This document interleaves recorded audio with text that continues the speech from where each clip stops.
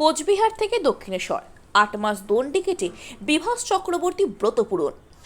কোচবিহারে পুন্ডিবাড়ি থেকে কলকাতায় দক্ষিণেশ্বর কালী মন্দির পর্যন্ত প্রায় ৮ মাস ধরে দণ্ডি কেটে পৌঁছলেন বিভাস চক্রবর্তী। পেশায় লোহার ব্যবসায়ী হলেও সংসারের দায়িত্ব সামলিয়ে মায়ের ডাকে সাড়া দিয়ে এই কঠিন ব্রতযাত্রায় সামিল হন তিনি। 19 জুলাই 2025 যাত্রা শুরু করার দিন প্রথমে জল্পেশ মন্দিরে পুজো দিয়ে পথ চলা শুরু করেন বিভাসবাবু।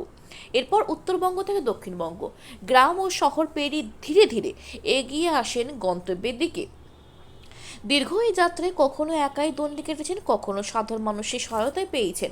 ইসলামপুরে এক ব্যক্তি তাকে একটি সাইকেল ভ্যান উপহার দেন, যা যাত্রাপথে কাজে লাগে। পথেই নিজে রান্না করে খাওয়া, প্রতিদিন নির্দিষ্ট নিয়মে দণ্ডি কেটে এগিয়ে চলা, সব মিলিয়ে কঠোর সাধনার মধ্য দিয়ে অবশেষে পৌঁছে যান দক্ষিণেশ্বরে। মায়ের চরণে পুজো দিয়ে সম্পূর্ণ করলেন তার বহুদিনের মানত ও আধ্যাত্মিক সাধনা।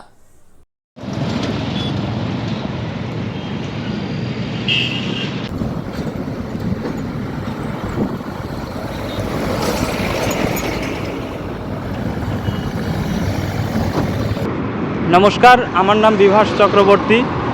আমি কোচবিহারের পুন্ডিবাড়ি থেকে গণ্ডি কাটতে কাটতে যাচ্ছি দক্ষিণেশ্বর কালীবাড়ি। আমি গত জুলাই মাসের 19 তারিখ এবং শ্রাবণ মাসের 2 তারিখ বেরিয়েছিলাম। আমি যখন বেরিয়েছিলাম বাড়ি থেকে একা, আমি ময়নাগুড়ির জল্পেশ মন্দিরে, শিব মন্দিরে পুজো দিয়ে ওই দিক দিয়ে আবার NH-12 ধরে দক্ষিণেশ্বর মায়ের কাছে পৌঁছবো।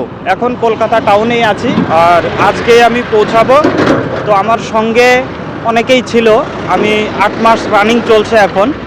আমার ওয়াইফ 20-25 দিন ছিল, আরেকজন 1 মাস ছিল, একজন 15 দিন, এক সাধু ছিল ইসলামপুর থেকে মুর্শিদাবাদ অবধি, উনি 3 মাস ছিল। আর এখন যে আছে আমার সঙ্গে মুর্শিদাবাদ শেখদিঘি থেকে 2 মাস পার হলো আমার সঙ্গে রয়েছে। যাই হোক, সবাইকে ধন্যবাদ। আর আপনারা সবাই আশীর্বাদ করবেন যেন সুস্থভাবে পৌঁছে যেতে পারি। আর এই উদ্দেশ্যটা আমার মায়ের কাছে পুজো দেওয়ার জন্য।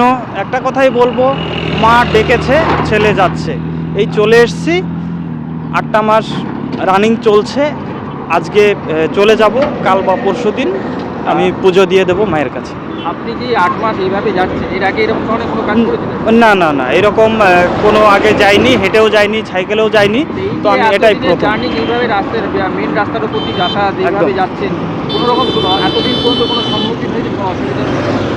সেরকম সমস্যা তো হয়েইছে। অনেক রাস্তায় এসছি, নানান জায়গার, সব জায়গার লোক সমান না। তো যাই হোক, সমস্যাও হয়েছে, আবার উপকারও করেছে লোকে।